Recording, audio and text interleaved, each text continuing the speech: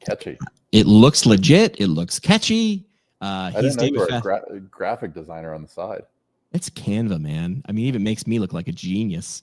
He's David Fathalikhani. I'm Jimmy McKay, and we are talking about an idea that I know this is going to shock many people, many fans of the show or the stream. Just made it up as I was going along, and all of a sudden it was an idea, and that's where the best ideas come from. So real quick, because you've been on the show a few times, but if people don't know, you are our chief business correspondent. Is that what we gave you the title? I think I'll take that. PT Podcast chief business correspondent. Our relationship started 2013 when you were 11 years old or something. I don't know. Maybe you're a little younger than me. When I started my journey as a second career PT in PT school, this was your first career. You were a normal aged PT. You were still 21 then. Were you 21? No, you were. I wasn't 21. I was 31. You're still 21. I'm still 21. Yeah, I'm Peter Pan. But given the background, man, you're a second gen PT family business, but you have a twist with a different degree, and you're a PT, but you're also weird in a good way. How do you explain? I'll take weird in a good way. Yeah, I mean, I got stuck living with you for 3 years during PT school, so that was a good start. Yeah, I came into PT. Both of my parents were PTs, so kind of grew up with it around the kitchen table. Dad was in private practice for 20 plus years. With a variety of ortho clinics in the Northern Virginia area. And yeah, I mean, kind of got into it and, fortunate to pick Marymount, fortunate to have you as a roommate. And, it was a good experience. I came out, started the ortho sports space. I was athlete in college and I was like, okay, yeah, ortho, everything all day long, every day. And I really enjoyed the sports side of things. That was my first foray into private practice, was in the sports performance realm on the, PT sports performance cash-based clinic, and kind of scaled that out into a training facility in Colorado after I graduated. I moved out here. So, and then I ended up doing that for a few years and then pivoted into another opportunity that was a total 180, which was in the senior living side of things. Which, was just an opportunity that I saw, and I saw an opportunity that the market needed to become more efficient in how care was being delivered. And that was largely because of COVID. That kind of sprung up my next business, ended up scaling that out to a handful of sites across northern Colorado, Boulder County area, partnerships with senior living, and just kind of did the full spectrum of geriatric care. And had, very fortunate to have a great team of people to work with, did that for a few years, and then ended up selling and exiting that business. And then most recently, kind of dipped my toe into the health tech side of things, doing some work there, and kind of getting into this kind of consulting space now, with my passion being primarily how do we improve our operations? How do we improve business? I've always loved the opportunity to here's a hole in the market. How do we make things better? How do we make things run easier for our teams? And I think that's just such an important piece of, what we need to get better at, as a profession, is how do we get better as a whole at seeing what's going on around us, and then having the skills and resources to go to do a good job and put ourselves out there. You skipped two things that I think are of importance. While you were doing your DPT, you were doing a different degree, which is by the way, on the weekends. Casual weekend trips. As one does. You were flying back and forth from Virginia, where we were in PT school, to the Ohio State University. Thank you for using the correct. Am I like a Buckeye fan? Am I a Buckeye? You're an honorary Buckeye. Because I live with people enough, and I was like, this is who we cheer for now. So you were doing what degree at the same time? I did a master's in public health concurrently with my DPT. I started at MPH when I was playing baseball at Ohio State, finished my undergrad degree, had another year to play after I redshirted, and was like, well, I don't want to do another bachelor's degree, so let's try this public health thing. And honestly, it was great. It helped my vision of healthcare get a little bit of a reframe before I even got into it. How do you look at healthcare economics? How do you look at population-based care? I think that's a big thing. Lucas dropping an OH. I'll take that. All is right in the world this week after I saw that, man. I mean, I'm in New York. You're in Colorado. Sometimes when I do have the screen on in the back and there's an Ohio State game, I can almost hear you. Yeah, seeing if things are going. I'm still yelling at Coach Day.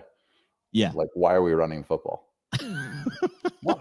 The second thing I think you skipped over is, what'd you do after you exited your home health company? I took some time off and I went to Nepal. I was fortunate to make 2 trips there, and on my second trip, I climbed Everest, which is I'm googling and understand it's some sort of like a hill or a mountain, it's a pointy, cold, snowy peak. And that's a different episode that we'll get into. But I mean, I don't know, dude. If I climbed Everest, I might have tattooed that on my forehead. Ask me about how I climbed Everest, just to make sure I could naturally bring that up in a conversation. Casual conversation. All right, so it was an awesome experience. I mean, it was cool. Like, you know, what I was thinking about this too, is to do that. Like, you spend a lot of time out there. And there's not a lot to do. There's a lot of downtime, and some of the people you interact with, it's amazing. Like in base camp, 2,500 people that call this like 1 kilometer by 1 kilometer chunk of ice home for 6 weeks. And 6 weeks, dude. It's like little village that's built on a glacier at the base of the highest peak in the world. And it is amazing logistically what's been done there. Amazing, credit to the Nepali people for what they've done. But like, it's also really cool that you're sitting in a tent and you're talking to a dude who's a CEO of a major company or major organizations, attorneys, like high achieving people who also want to go do this. And then you're also talking to like a local villager who is helping support you get there, and you got to do it together. And I just the whole thing, again, like you said, different conversation for another time, but like, it's just a really cool experience, both from like a social interaction, but obviously the pursuit of something bigger was pretty awesome. Well, to go with your connection piece, you're sitting there on the mountain and you're talking to different people, and conversations spur ideas. The first tagline for my podcast was the best conversations happen at happy hour. Welcome to ours. Like, that's how I wanted it to feel. It's not necessarily about the beer, even though the logo's damn beer, with my eyeballs on it. So in the spirit of connection, and the reason for this live stream, and the idea that came about it is, for the 60 millionth time, I was on LinkedIn, and the platform doesn't matter. And I heard someone say there needs to be more business education in PT school. We have friends that are academics. Academics typically don't disagree, but then they're like, where are we going to put it? Right. And then we just go around and round and round in circles. And then we just get tired, to the point when I literally just said, okay, ChatGPT, design me a syllabus for the MBA for the DPT, knowing that I don't have an MBA. You don't have an MBA, MPH, right? Similar, but not the same. No. But hey, we all think we need this. So I just said, could we crowdsource this? Turns out you can't. Yep. Put up the syllabus, and I just said, who wants to teach what? And the power of connection at the, base camp or on LinkedIn is there are enough people who are willing to give their time and their expertise without asking for anything in return, and just said, yeah, I'll throw. And that's the thing, especially when you're in PT, is like, they're pretty nice. I don't want to cliche PTs, but they're pretty nice and giving if you ask. Yeah, totally. So we just started saying, who would teach what? And we filled up most of the syllabus pretty quick. And then we had other people who were like, well, you know what's missing? And I go, no, I don't. Please tell me what's missing. And I said, congratulations. You just volunteered to teach that class. So I'm going to put your name on there. And we wound up with, I don't even know, 30 classes, 30 little episodes, 30 lessons in this syllabus. And I don't even think we're done, because of course people are going to come in there and and I just talked to someone about revenue cycle management. I'm like, does that need to be on there? And she gave me a whooping behind the woodshed. Does it need to be on there? You need to. And I was like, never mind. You have me. Agreed. But these are the kinds of things we want to do. You saw it. What were your initial thoughts? Here's Jimmy again, putting weird stuff on LinkedIn. No, I mean, it's the same way the Pintcast started, right? Like, you came in and I remember we were like at a happy hour, and like, dude, I learned so much in going to these happy hours, just talking to clinicians who know more than me. And you're like, how do we get it out of the bar? Right. Yeah, that's where we learn all that. And that's how your first idea came to be. And I was like, I don't know, man, this was what, 10 years ago, 11 years ago. I was like, I don't know the first thing about podcasting. You do you. Like, I hear you. And kudos for seeing that and making it a thing. So the same thing with this is like now, we've always sat there and complained about how we don't really know what we're doing from a business perspective. We don't come out of PT school with this like savvy business background. Like, what do we got one course that was one hour a week, PT as a manager. And not to knock the programs, because like that, I get it. It's not necessarily part of the board exam. Right. It's not their thing. It's not their skill set. The structure of our classroom education is to get us ready to become entry-level clinicians. Well, part of what we're seeing now is a lot of clinicians who want to come out and say, hey, I have this doctorate degree, I have these skills, I have this passion, let me go serve my community. And I don't necessarily fit into the conventional outpatient box. So how do I do that? I want to start my own business. Great. You have a great idea. How do you do it? And you're like, I don't know. And I think this kind of is a couple years in the making, right? Like, I mean, 2024 at CSM, right? Like, we got the fortunate opportunity to speak, and we literally were Dumb and Dumber, right? It was me, Mike, and Megan, and we just got to talk about all of the mistakes that we did in our own private practice, in our journeys through that. And it's like, okay, here's all the dumb stuff we did. Don't do this. Don't do that. Right? Learn from our mistakes. Well, here's another opportunity where we can now bring in some sharp minds, some people who have been there, done that, learned all the things, give these educational lessons in a applied format where it's like, hey, you can take this, listen to this 30 minutes, listen to this 45 minutes, pick one or two things and take it back to you. And even if it's not applicable today, right now, you're a staff clinician, but somewhere in the back of your head, you have this idea pinging around of like, hey, I want to go do something. Like, well, the biggest thing that I've learned over the last 2 years and working with people in these different positions I've been in and worked with, there's a lot of great people, a lot of great ideas, but they don't know where to start. Correct. And when you don't know where to start, that is uncertainty, that's fear, and fear is the biggest barrier to entry for us. Yeah. So hopefully through some education over this next year, right, these different topics, everything from foundational knowledge on what we need to understand when we open our doors or before we even open our doors, to how to scale, how to grow, how to exit, all of these things in between. Hopefully over this next year, we can give some people some good things to hear and give some things to think about and not make the same mistakes that we've made. My co-host from the PT Breakfast Club, Dave, is about to say something that I did, was just watch that mic. It's rubbing a little bit. So wherever, I think it's rubbing on your shirt. But that means people are listening, David. That's a good thing. That's a good thing. We'll take that. All right. So this is where we team up well. You're very much a how guy, right? And it's not like I can't do any how, but I'm a little bit of a wow guy, right? I'm like, hey, everybody, let's go this way and do our own MBA. Yeah. And then we get there and everybody's like, what are we doing next? And I'm like, I don't know. My job was to get everybody over here. Here we are. What do we do next? I don't know. So that's where we got the wow guy the how guy who comes in, and that's you. So we've already started recording this, right? So again, we have a post on LinkedIn. I will share it in the comments across this platform. Take a look. We started recording lessons from the people who were nice enough to volunteer. So you can peruse the syllabus. You and I sort of looked at it and also decided, like, we want to make sure that, just like an actual good academic, that if we're teaching this class, you can do 30 things, but you got to make sure you hit these 5 things. Yeah. So if you're taking whatever, make sure you have to hit these 5 things. But then we can go on tangents and have fun and do whatever. So we're sort of trying to bake that into the cake. So the lessons are going to be, they're by the instructor's choice. I can just give them an intro and then I can dip out and just sit there and eat popcorn and listen. Or I've offered to like be their TA, for lack of a better term, which is like, I sort of know what your outline is because you shared it with me. I'll now just ask you those things as prompts and then shut up. And then when I think you're done with that thing, I will then transition to the next, like an interview or a radio show.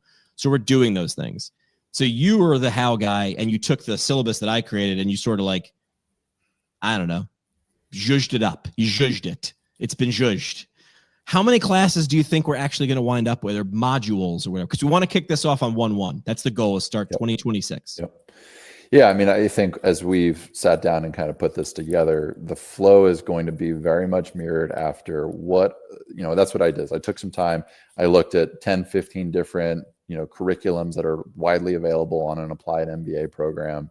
or an executive level MBA program that are out there. Okay, go through their syllabus, go through their curriculum. What's in it?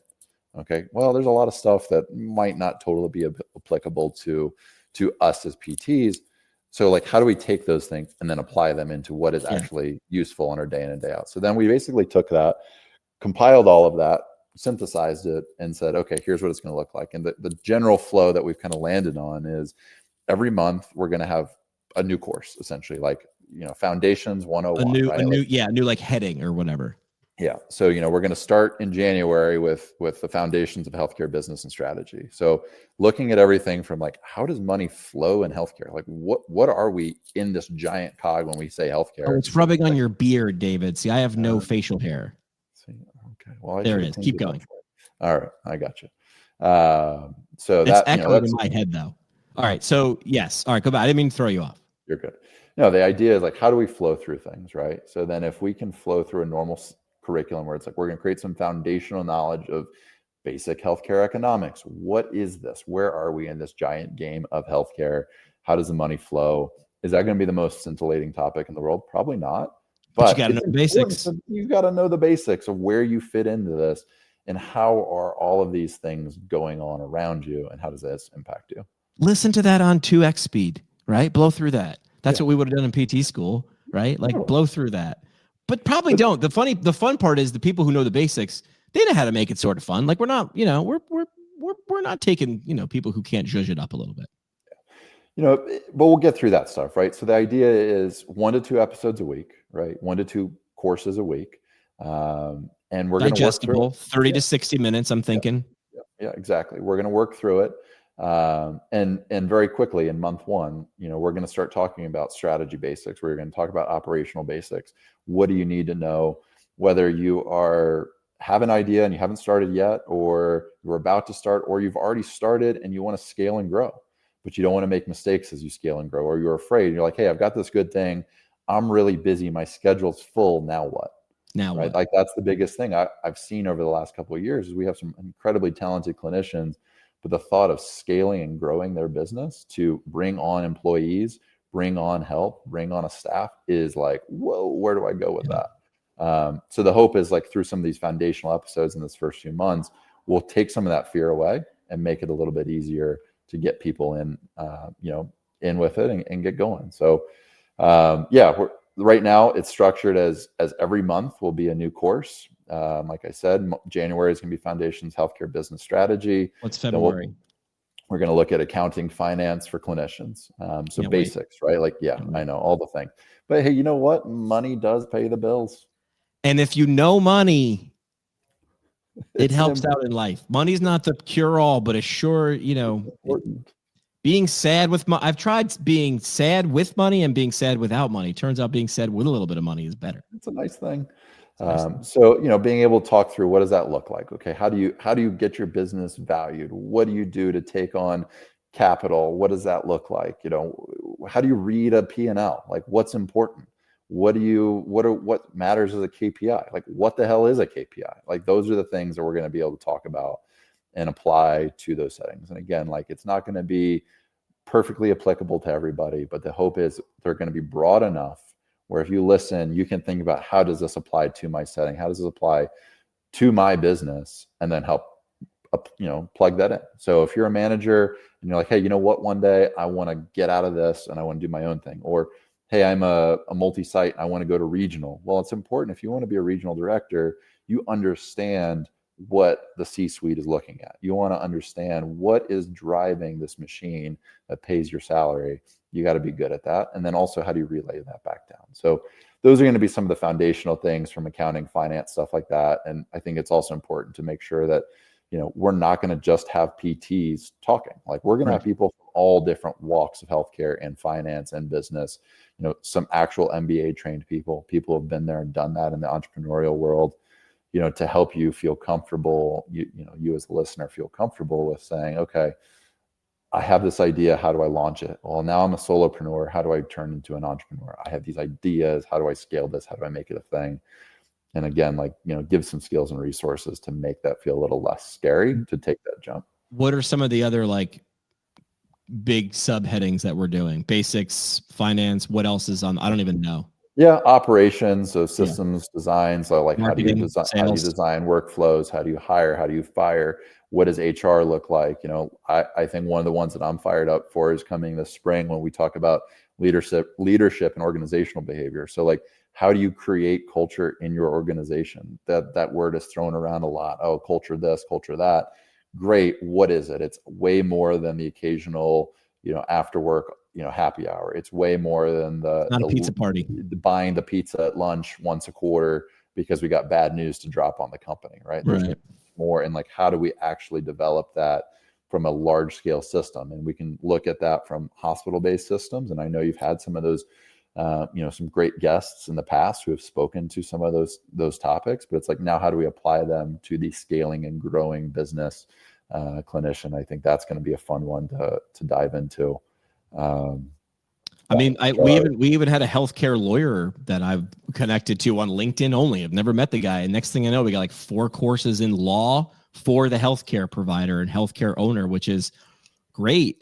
Just off the top of my head, I didn't reach out with him. But I know a healthcare real estate agent. It's all he does. He's licensed in 50 states. And all he does is, here are the 11 things you can't screw up in a lease or a buy. Or he told like crazy stories in an episode how he's like, you watch these super smart people in healthcare completely get just completely rugged in a lease or a sale of a building. And then they're working for their landlord. Like they're doing these surgeries in the center, but they're so much. It's like, you can make bad decisions real easy, especially when you're trying to move quickly. So that's not even on the syllabus, but real estate definitely needs to be a lesson. Yeah, absolutely. I mean, we'll dive into that in terms of law, policy, things like that. How do you mitigate your risk when you're building something, right? Like, how do you factor those things, and who do you go to? What kind of attorneys do you need to have relationships with?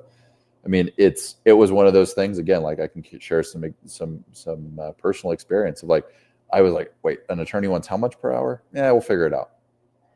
No. It's worth. What would it cost you? What would it cost you to undo what you did if you hired a lawyer in the first place? Sometimes, it's worth the cost. Create a good relationship with somebody before you jump in there. So like those kind of topics will be good. And then as we kind of work through the year, I mean, being able to look through some of the innovative topics that are going to come up, and what I think excites me about this is, as we've talked about, it's like, yeah, we've got the syllabus, but like, let's have people who are listening help us, right? Like, yes, hey, please. I really want this topic. I really am struggling with this. Are we going to talk about this? Blah. We can post, we'll kind of post our overview of what the next year is going to look like. And if there's stuff that's missing, let's add it in. Let's talk about it. If 10 people ask for it, we're not idiots. I would probably jump on that. I mean, that's listening to your audience. Yeah. I think, one of the other things that we've discussed that really gets me fired up is the idea of like, how do we then put common thinkers in the same room, right? Like creating some degree of a mastermind series. I think that's going to be a huge thing as we go through 26 is let's really start working on creating community of similar minded, driven people who want to get themselves out there, kind of challenge where they're at and grow something for themselves. But how do you actually get there? And let's put some similar minds in the same room, across the country, and help people get there. I'm putting up the current syllabus on all the channels. That's why it looks like I'm not able to think and talk, because I'm not able to think and talk. Because you're not. Agreed. Current syllabus is there. We're leaving out a gigantic part of this whole thing. David, will you tell everybody what it will cost to take this course? Well, you're going to buckle up for that one because it's going to be free 99. Now, it should be the average cost for an actual in-person MBA is according to the Google box, $220,000 in 2 years of your life. Yep. So I wouldn't say this will be of $220,000 value. In fact, it could be more because you're getting multiple perspective, but let's just say it's going to be valuable. It should be a couple grand. $0. How are we able to do that? We just asked a bunch of nice people. Now we're doing a little bit of legwork, but we're going to release this thing and it's going to bring us attention, and we're in an attention economy. So, but the rising tide, man, it lifts all ships. So it should be pretty good. So $0. It's all theirs. Yeah.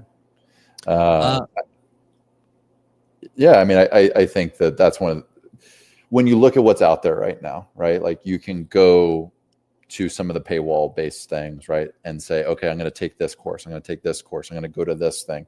I mean, absolutely. Don't get me wrong. Like going to private practice meeting, big time, annual big meeting, fan. great thing, right? It's worth the dollars. It's worth getting into peer-to-peer. It's worth doing those things that are organizationally available to us.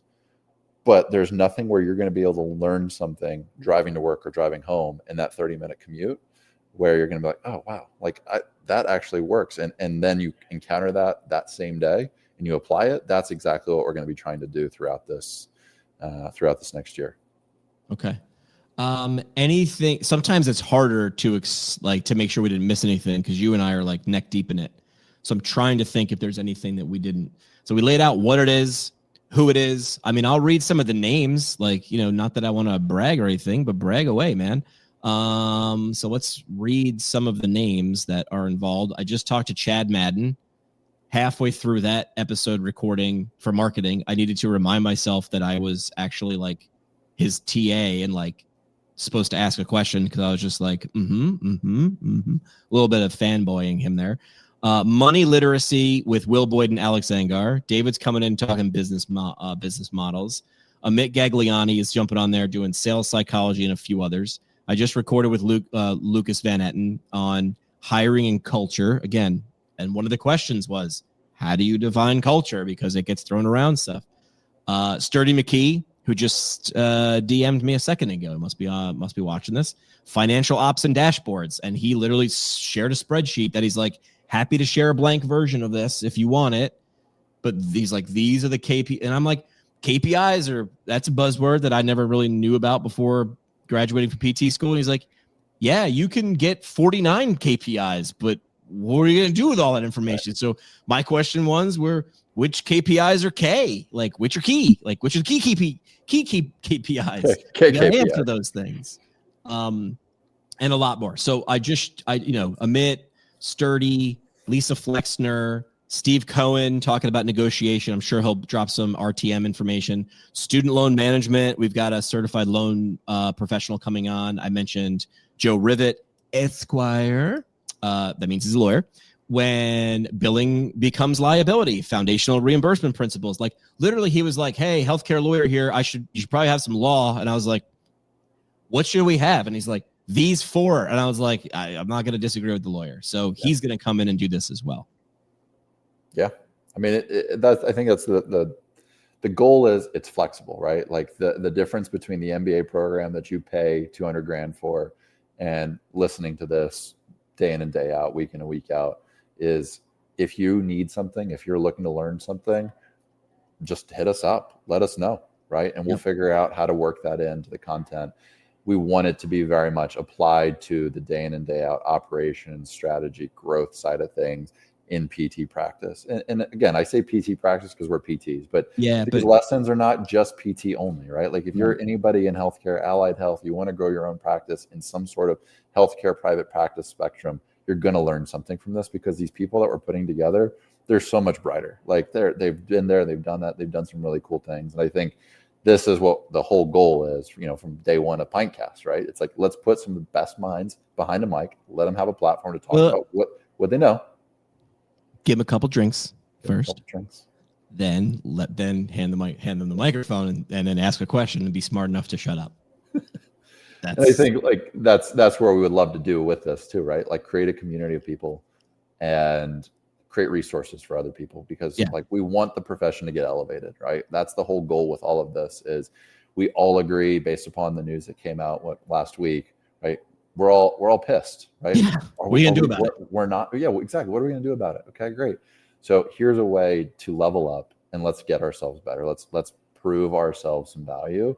And the way to do that is to have the education and the empowerment of like, hey, I know what I'm doing here. I'm going to take the chance.